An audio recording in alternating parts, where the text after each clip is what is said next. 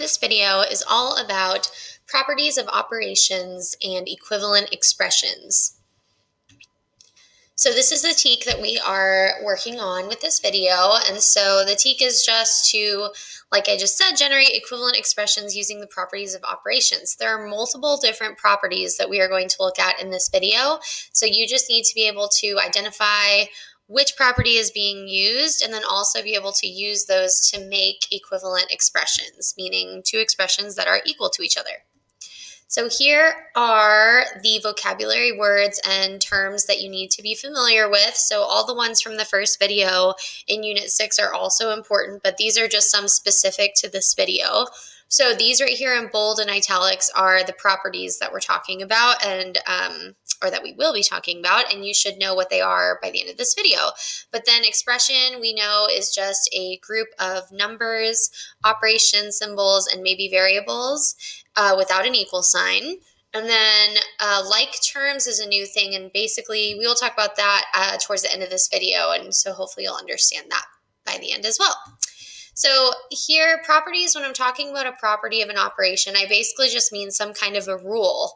And so there are a bunch of different rules, and some of them you already know and you didn't even realize, but they just basically give you a characteristic or a rule that can happen with certain operations, meaning adding, subtracting, multiplying, dividing. So the first property we're going to talk about is called the identity property. So there are two types of identity properties. There's the addition identity property, and there's the multiplication identity property. So the addition one, and this is where you're going to probably think, obviously, because when you look at the rule basically says that any number, I'm using a variable of a here to represent a number, any number plus 0 just equals that number again. So 0 basically has a value of nothing, and so if I add that to a number, the number does not change. And so if you think about identity, like if you think about your own identity, it means that you are who you are. And so if you imagine the number, like whatever number it is, so I gave two examples, 3 and 12. 3 plus 0 is 3. It gives you back its same identity. 12 plus 0 is 12, gives you back the same identity. Okay, so you already know this innately in your brain, and you just didn't know that it had a name called the additive identity property. So multiplication is similar, except if you think about what gives a number its own identity in multiplication, you're not adding 0, you're multiplying by 1. So a representing some number times 1 is going to give you back that same number. So 5 times 1 is 5, 14 times 1 is 14. You could go on and on with any example. So this is the identity property. It's just a rule that says if you add 0 to a number, it stays the same. If you multiply the number by 1, it also stays the same. So the second property we're going to talk about is called the commutative property. And again, you have the commutative property over addition is how you say that, or the commutative property over multiplication. And so if you think about commutative, if you commute somewhere, you are moving your location from one place to the other. So basically this rule with both addition and multiplication is just telling you that the order in which you add things does not matter. So if I have two numbers represented by A and B, I can add A plus B, or I can add B plus A, and those are going to give me equal amounts or expressions. So examples of this would be 3 plus 5 is the same thing as 5 plus 3. 10 plus 4 is the same thing as 4 plus 10. And so with multiplication, it's the same thing. You're just multiplying. So 6 times 3 is the same thing as 3 times 6. 2 times 5 is the same thing as 5 times 2. Some of you sometimes wonder if the order does matter. So if you notice, subtraction and division is not on here because subtraction does not follow the commutative property, nor does division. Subtraction, if you do 5 minus 2 is 3, well, 2 minus 5 is negative 3, so it's not giving you quite the same answer. So this only applies to addition and multiplication. But you're just thinking, you're just moving places. Think about they're changing their location, and so that's one way you can remember the commutative property. So then the associative property is the next one. And again, we're talking about addition and multiplication. And so the associative property is just telling you in what order you're adding things does not matter. So it's similar to commutative, except notice how you have multiple things being added or multiplied together, and it just tells you you can do whichever order you would like first. So the sequence in which you do the operation does not matter. So if I looked at an example, 4 plus 5 plus 6. Well, according to order of operations, since there are parentheses around this 4 plus 5, really that's telling me to add those first, right? So that would be 9 plus 6 is 15. If I come over here, I'll write that down actually for you guys. So 9 plus 6, right? That's 15.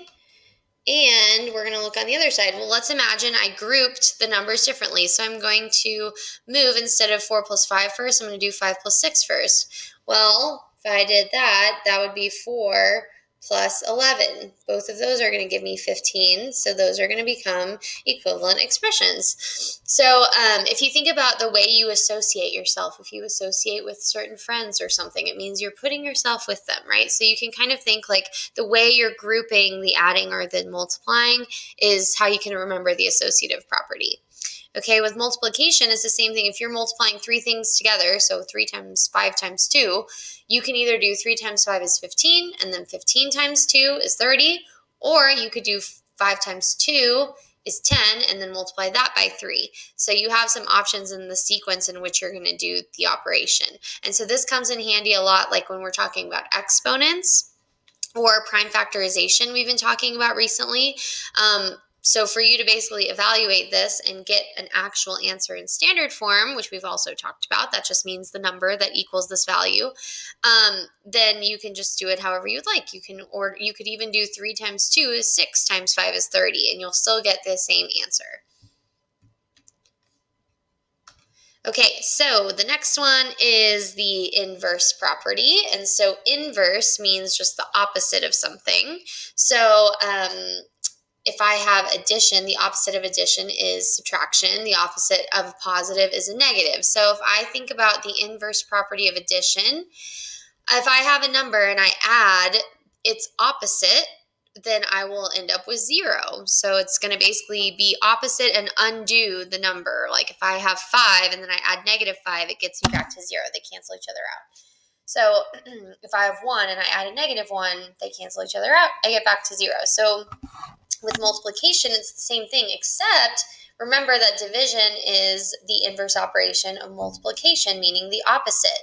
So if I have a number and I multiply by its reciprocal, or by 1 over whatever the number is, it ends up canceling out, and then it would end up giving me 1. This one is probably the one that's the most, not like confusing, but it's just kind of makes your brain think for a second. So I gave an example right here for you to kind of see it better. If I have 2 and I'm multiplying that by 1/2, well, remember, if I ever have a whole number, I can put that over 1. And so some of you like to cross cancel. You can do that. Or 2 times 1 is 2, 1 times 2 is 2, and 2 halves would end up simplifying to 1. So there are a couple ways you can think about this. This is a really, really important concept when you're talking about algebra. So we're in the same unit, we're going to start solving equations, like algebraic equations.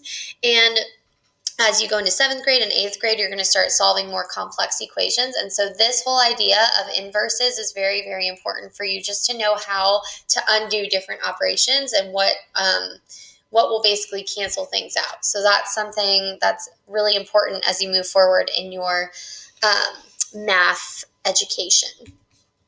So then the last property is called the distributive property. And this is personally one of my favorite properties because I think it's fun and easy to understand. So this is where we're talking about like terms. And so like terms, if something is alike, it means that they're similar in some way, right? So like terms mean each number in an expression is a term. So if the numbers basically have the same variables, or maybe they don't have variables at all, and they have the same exponents on their variables, they're considered like terms. So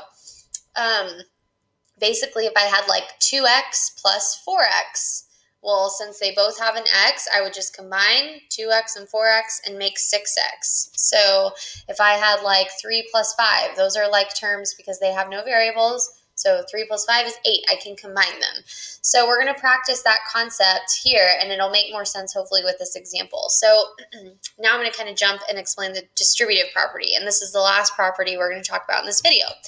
So the distributive property is where I basically have some number at the front of a set of parentheses. And so remember, if we have a number next to parentheses, it is indicating for you to multiply. So if I had 6 and 3 and they were separated by parentheses like I had in in this example right here, then I know that I'm supposed to be multiplying these because that's what that means. So we've talked about that this year. Okay, so now going back to distributive property, well, sometimes we have multiple things inside of the parentheses and we can't combine them. So if I was going to try to do order of operations, you'd look inside the parentheses, you say, okay, I'm going to do that first because that's what it says to do in PEMDAS. And 3x plus 9, well, 9 does not have an x, so these are not like terms, which means what do I do there? I can't combine them. So what you're going to do is you can still multiply 6. You just have to multiply it by each term inside the parentheses. So if I distribute something, like if I distribute cookies to the whole class, it means I'm going to give everyone a cookie, right? So the distributive property means you're going to give a 6 by multiplying to each term inside the parentheses. So sometimes we like to call this the double rainbow because you make your first little rainbow, and then you make your second little rainbow like this. And you want to make sure that this 6 gets multiplied by each of these things. So this part right here is showing you what you're doing when you distribute. 6 times 3x is going to result in 18x. So you're just multiplying these two numbers at the front. These are called coefficients, by the way. We'll talk more about that in class. And then 6 times 9 becomes 54. Since, again, these are not like terms, this is it. So this is your answer, even though you might think that it is not done. That's all you can do for now, so you would just stop there. Okay, you won't see maybe quite this complex in 6th grade as much, but definitely in 7th and 8th, as you start getting older, you'll see things with more variables. So it's just good for you to see it now and get a little bit of exposure. So here's another example that's a little bit more complicated. So if I have an extra term attached onto this expression at the end of the parentheses. So following order of operations, I look inside my parentheses, but I cannot do anything with that because 2x plus 5 is simplified as much as I can do. So I'm going to say, okay, well, next I would do exponents. Don't have any of those. Next I would do multiplying and dividing. So I have multiplying through the form of the distributive property. So I'm going to distribute a 4 to 2x and to 5. Why am I not doing it to 6? Because it's not included in the parentheses. So imagine that parentheses is like a hug around this little tiny expression or these little terms. Okay, these are the only ones that are getting multiplied by 4. So 6 is just kind of tagging along for the ride at the end. So I'm going to distribute 4. 4 times 2x is 8x. 4 times 5 is 20, and then I just tack on the 6 again. So now I look and I see, well, before I didn't have any like terms in the first in the first example, but here I do actually. I can combine 20 and 6 and make that 26. So you can combine a little bit more, and then here's like your final answer. Again, it might not look super complete, and you might feel like it's not done, but that's all you can do, so you would just stop right there. So we're going to practice a lot with the distributive property. This one is probably the one that is the most unfamiliar to you, but we'll practice in class, and hopefully by the time we finish practicing, you'll feel pretty confident about it because it is kind of fun. It's just multiplication, but it's just a different way to do it. So here are just some expressions. These are some expressions you might see, and here's an expression and an equivalent expression. And so we want to know which property is being shown by each example. So I'm going to just look at this very last one right here. Okay, I want you to try these on your own. I have 3, and I'm multiplying that with 1/3. So the equivalent expression, that is equal to 1.